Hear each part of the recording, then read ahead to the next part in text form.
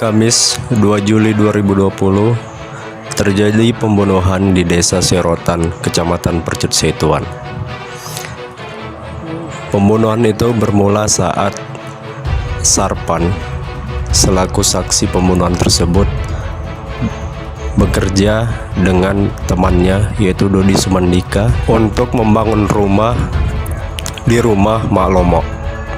Sarpan selaku kepala bangunan menyuruh Dodi Sumandika untuk melakukan pengadukan semen. Dodi pun melakukan perintah dari Sarpan. Setelah selesai mengaduk, Dodi Sumandika pun mengantarkan semen kepada Sarpan sampai 2 kali hantaran. Namun saat ketiga kali Dodi Sumandika tidak kembali. Sarpan pun sedikit curiga karena Dodi Sumandika tidak kembali pada pekerjaannya. Alhasil Sarpan pun melihat kondisi daripada rekan kerjanya itu. Namun naas, saat Sarpan melihat Dodi Sumandika rekannya telah dibunuh oleh Anjas, anak dari Mak Lomo yang memiliki rumah yang mereka kerjakan. Anjas yang melihat Sarpan pun berencana ingin membunuhnya. Lalu Sarpan berteriak minta tolong kepada Mak Lomo. Alhasil Mak Lomo pun melerai mereka. Selang beberapa waktu, pihak kepolisian pun datang ke TKP. Lalu mereka membawa Sarpan untuk dimintai keterangan sebagai saksi. Sesampainya di Polsek Percut Setuan, malah Sarpan yang menjadi saksi malah mendapatkan perlakuan tidak menyenangkan oleh daripada penyidik. Ia mendapatkan penyiksaan yang tidak selayaknya. Kasus ini menjadi viral di kota Medan, Sumatera Utara, bahkan secara nasional. Kasus tersebut banyak menarik sorotan berbagai media, bahkan lembaga-lembaga bantuan hukum yang ada. Salah satu lembaga bantuan hukum yang ada di Medan yaitu Lembaga Bantuan Hukum Medan juga menyoroti kasus tersebut melalui Direktur LBH Medan, Bapak Ismail Lubis, mengatakan bahwa pihak petinggi Polri harusnya mengambil sikap terhadap oknum-oknum yang terlibat atas penyiksaan tersebut. Dan kami dari Kicauan Hindu 12 telah menghadirkan Direktur LBH Medan, Ismail Lubis, untuk menjadi narasumber atas kasus tersebut. Untuk itu, kepada pemirsa, selamat menyaksikan.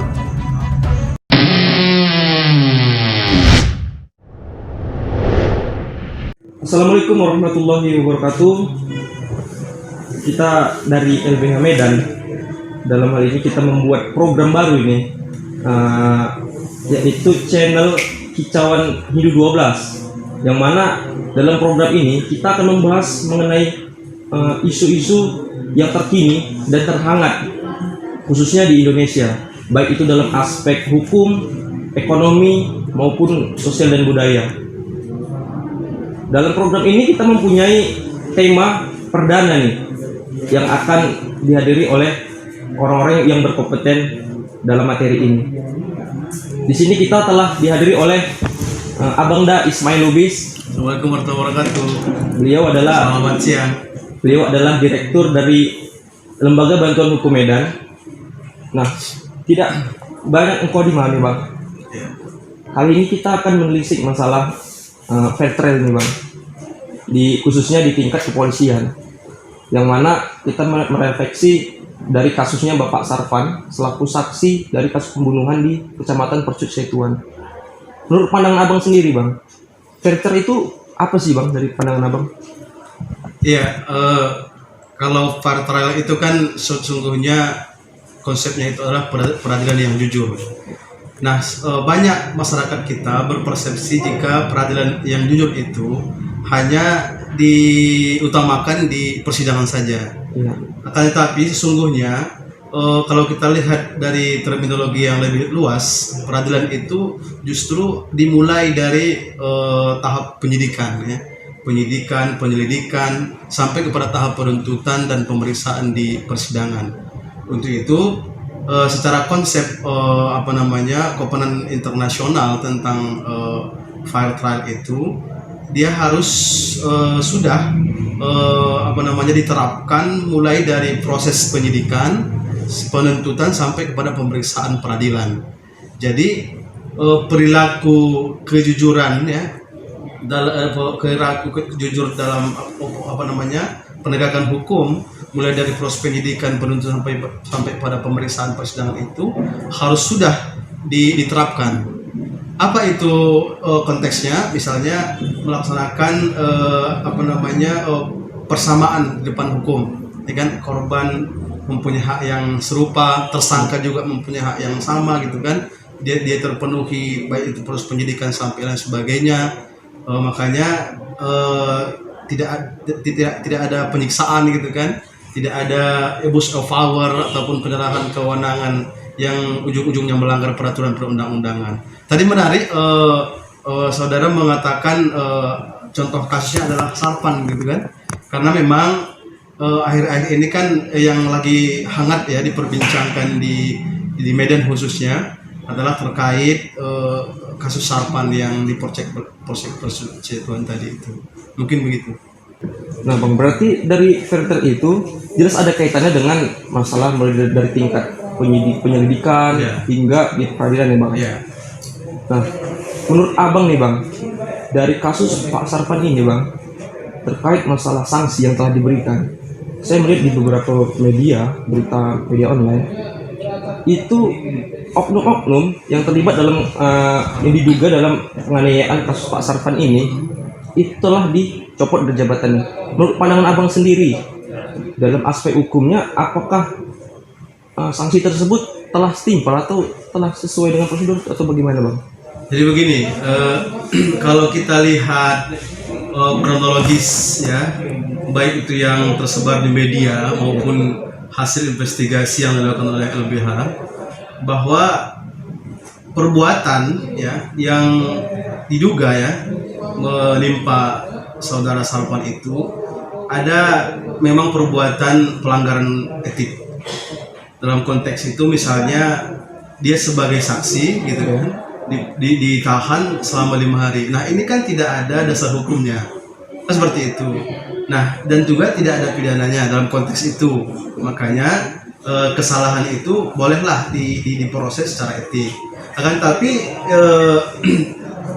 tindak pidana yang lain, misalkan yang dia dianiaya, gitu kan, yang dia katanya dipukuli, kan, dikeroyok, dan juga bahkan disetrum, gitu kan, di dalam di polsek, gitu kan, diduga oknum sebagai pelakunya. Nah itu kan sudah masuk kepada ranah pidana. Nah sesuai setelah terbitnya Undang-Undang Nomor 2 Tahun 2002 tentang kepolisian, maka polisi ini kan disamakan proses hukumnya itu dengan sipil, ya, masyarakat sipil. Harusnya karena ada di situ dugaan perbuatan pidana dan ada bukti laporannya, ya, Sarpan kan melakukan pelaporan itu terkait dia dianiaya tadi, dugaan pasal 170, kan, seperti itu. Harusnya itu juga diproses hukum. Nah itulah menunjukkan bahwa penghormatan terhadap equality pedoman tadi itu, persamaan di hadapan hukum. Ya bagaimana kalau masyarakat biasa misalnya melakukan penganiayaan seperti itu kan pasti dipidana. Nah ini kok polisi melakukan, oknum polisi melakukan penganiayaan kok hanya dikasih pelanggaran etik. Makanya kita mendorong, kita meminta kepada Kapolda, Kapolri, supaya memang bagi oknum yang terlibat dalam konteks melakukan penganiayaan itu terhadap Sarpan, itu harus diproses pidana dan dipecat dari kepolisian, iya, agar kemudian menimbulkan efek jerah. Seperti itu. Kita takut nanti ke depan akan muncul lagi kasus-kasus serupa begitu. Jadi dalam hal ini tidak menutup kemungkinan kan ini akan terjadi lagi Bang, untuk masalah kasus-kasus seperti ini kan, gitu Bang. Nah untuk mengantisipasinya Bang, agar masyarakat ini kan kita kan tahu bahwasanya masyarakat ada sebagian awam terhadap hukum kan bang. Jadi tidak menutup kemungkinan juga mereka tidak tahu ini apa-apa saja yang mereka harus lakukan. Apakah dari lembaga bantuan hukum, khusus lembaga LCM ataupun yang lainnya, itu dapat memberikan edukasi atau bagaimana bang untuk dalam hal mengantisipasi terjadinya hal seperti ini bang? Sekarang begini, kita sesungguhnya berharap agar kasus serupa jangan lagi terjadi. Ya. Kan seperti itu. Nah, untuk itu makanya kebijakan internal kepolisian terkait kembali merefleksi ya melakukan suatu tindakan penyidikan yang berlandaskan penghormatan terhadap hak asasi manusia itu harus kembali digaungkan gitu kan, diingatkan lagi ya, diperkuat lagi oleh internal kepolisian dulu.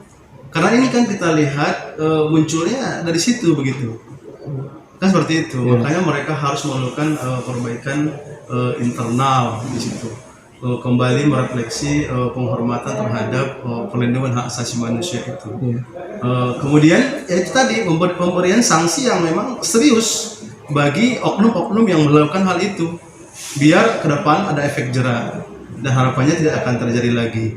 Kemudian terkait sosialisasi kepada masyarakat, LBH memang salah satu mempunyai tugas ya dan tanggung jawab untuk memberikan edukasi terhadap masyarakat terkait dengan hak-hak mereka apabila berhadapan dengan hukum misalnya. Nah itu sudah sering kita lakukan dan dalam konteks ini, dalam konteks kasus Sarpan ini, sungguhnya aku pikir itu bukan karena Sarpan tidak mengetahui dia mempunyai hak seperti itu.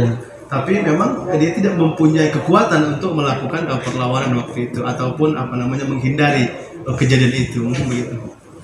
Ini bang, masih ada ganja sedikit nih bang di pikiran saya bang. Saya membaca berita bang, bahwasanya Kabid Humas Polda Medan, Sumatera Utara itu mengatakan ya memang para oknum salah dan telah diberi sanksi. Dan kita tahu bahwasanya seharusnya sanksi ini masuk dalam ranah pidana kan begitu bang, karena ada praktek penyiksaan di situ. Cuman Kabid Humas Polda Sumut itu mengatakan bahwasanya identitas si oknum ini masih dirahasiakan. Bagaimana pandangan abang bang? Nah, begini. Kita tidak tahu alasannya kenapa dirahasiakan. Iya, benar. Tapi kalau misalkan pihak Polda mempunyai semangat ya untuk melakukan proses hukum pidana terhadap yang diduga oknum melakukan tadi, kita dukung. Dan itu yang kita inginkan kan begitu. Nah, akan tetapi karena untuk mengambil ya kepercayaan gitu kan, biar kira-kira jangan ada ini semacam tanda kutip kambing hitam kan begitu. Alangkah baiknya kita sarankan kepada pihak kepolisian dalam konteks penegakan hukum ini jangan ada yang dirahasiakan kan begitu. Termasuk misalkan oknum yang melakukan dugaan penganiayaan tadi itu. Ya dibuka saja ke publik, biarkan nanti masyarakat yang akan mengawasi. Nah itu kan bentuk dari transparansi penegakan hukum, sehingga nanti masyarakat akan kembali percaya. Kan seperti itu dengan institusi ini. Nah itu. Berarti untuk memperoleh kepercayaan kembali maka harus diaplikasikanlah transparansi itu ya bang. Iya, transparansi perlindungan terhadap hak asasi manusia gitu kan. Benar. Dan juga penegakan hukum yang fair trial tadi, yang betul-betul jujur dan terbuka kan begitu. Tidak ada mereka independen kan seperti itu. Tidak ada titipan dalam tanda kutip atau dan sebagainya itu. Nah untuk masalah oknum ini bang yang diberi sanksi, karena ini kita ketahui masih diberi sanksi copot jabatan. Seandainya lah tidak diberikan sanksi dalam ranah pidana, itu bagaimana terhadap korban ini bang? Apa yang harus dilakukan? Otomatis kan kalau saya nih bang sebagai korban pelaku penyiksaan, pasti saya menginginkan oknum tersebut untuk diproses secara pidana kan begitu bang. Seandainya tidak diproses ke depannya dalam ranah pidana, hanya diberikan sanksi kode etik saja, itu apa yang harus dilakukan oleh si korban bang? Oke, kalau tidak diproses tentu kita LBH memandang itu suatu kemunduran ya terhadap institusi Polri. Ya. Nah, apa yang dilakukan? Kalau pertanyaan tadi apa yang harus bisa dilakukan oleh korban? Ya, dia bisa apa namanya melakukan upaya hukum juga kan seperti itu, misalnya melakukan pelaporan terhadap internal kepolisian juga Propam, ataupun melakukan pelaporan langsung terhadap Komnas HAM kan begitu, karena di sini kita lihat ada sesuatu pelanggaran hak ya, hak asasi yang memang apa namanya harus dihargai begitu. Makanya korban sebenarnya mempunyai hak hukum ya untuk apa namanya menuntut. Jika misalkan kepolisian tidak sanggup ya otomatis dia harus melakukan pelaporan terhadap Komnas HAM dan lain sebagainya. Berarti sejauh ini penegakan hukum, khususnya kita kan tahu penegakan hukum ini biasanya hanya terjadi untuk masyarakat sipil. Untuk penegakan hukum terhadap oknum-oknum yang seperti ini, Bang, apakah sejauh ini sudah membaik atau bagaimana, Bang? Gini, kita lihat di dalam konteks misalkan narkoba pernah juga itu di apa dulu pernah ada dihukum seperti itu. Ya. Terkait pemerasan juga ada juga oknum yang dihukum. Nah, harapan kita seperti itu, harapan kita karena ini juga bukan kasus yang kecil gitu kan, jangan dipandang kecil. Ini juga harus diproses pidana. Harusnya diproses, Bang. Itu yang selalu kita dorong. Dan memang dasar hukumnya ada gitu. Dasar hukum seperti itu. Hanya pengaplikasiannya yang Bang. Pengaplikasiannya yang harus memang dimaksimalkan gitu. Terakhir nih, Bang. Saran Abang untuk instansi kepolisian ini, Bang. Apa yang ada di pikiran Abang selaku Direktur Lembaga Bantuan Hukum Medan? Apa saran Abang untuk instansi kepolisian terkait masalah ini? Gini, kita dalam rangka perbaikan ya, perbaikan institusi kepolisian, kita berharap itu tadi supaya kepolisian kembali ya merefleksi nilai-nilai perlindungan hak asasi manusia tadi, kembali mengingatkan kepada seluruh jajarannya kan seperti itu.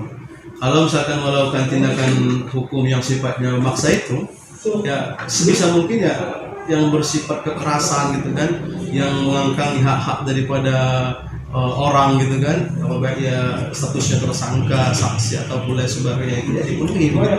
Karena memang konsepnya juga kan sesungguhnya pengakuan daripada tersangka ini kan tidak harus dikejar, kan begitu.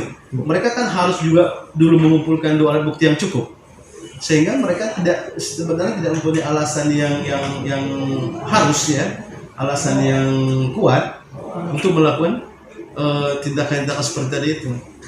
Nah, kemudian hal-hal kecil juga harus mereka perhatikan, misalnya kalau tersangka hendak mengajukan saksi ada cat misalnya yang meringankan, itu kan hak dia, baik itu di tingkat kepolisian, persidangan dan sebagainya. Ini kita dengar masih ada apa namanya petugas oknum kepolisian yang justru memandang itu tidak perlu. Nah, ini kan juga salah satu bentuk fair trial kan? Itu bagian dari hak ya. Bagian dari hak daripada tersangka. Makanya memang betul kepolisian harus kembali merefleksi nilai HAM itu, gitu kan? Jangan terbuai ya, karena apa namanya, kalau tidak itu dilakukan, kita yakin kepercayaan masyarakat terhadap institusi ini akan lebih tergerus gitu. Berarti kita telah menyadari, Bang, dari pemaparan yang telah Bang sampaikan tadi, saya sedikit mengambil kesimpulan bahwasanya penegakan hukum terkait masalah ini khususnya di instansi kepolisian itu sendiri masih tergolong sangat lemah ya, Bang. Ya, itulah problem kita sebenarnya sekarang ini, terutama di era Jokowi ini. Yang kita lihat ya, penegakan hukum yang apa namanya yang harus diperbaiki ke depan. Terima kasih, Bang, untuk pemaparannya dan telah hadir di konten perdana di konten Kicauan Hindu 12, program pertama kali yang dihadirkan oleh Lembaga Bantuan Hukum Medan. Oke, semoga sukses. Amin ya rabbal alamin. Baik, mungkin hanya ini yang bisa kita berikan untuk membedah masalah kasusnya Pak Sarvan ini di bidang fair trial. Jangan lupa untuk selalu dukung channel kami Kicauan Hindu 12 dan terutama subscribe, like dan share, karena dukungan kalian juga akan memberitahukan kepada seluruh masyarakat apa-apa saja hak rakyat dan apa-apa saja yang dimiliki rakyat dalam penegakan hukum di Indonesia. Betul. Demikian yang bisa saya sampaikan. Saya selaku moderator Bagus Satrio, Billahi Taufiq wal Hidayah. Wassalamualaikum warahmatullahi wabarakatuh.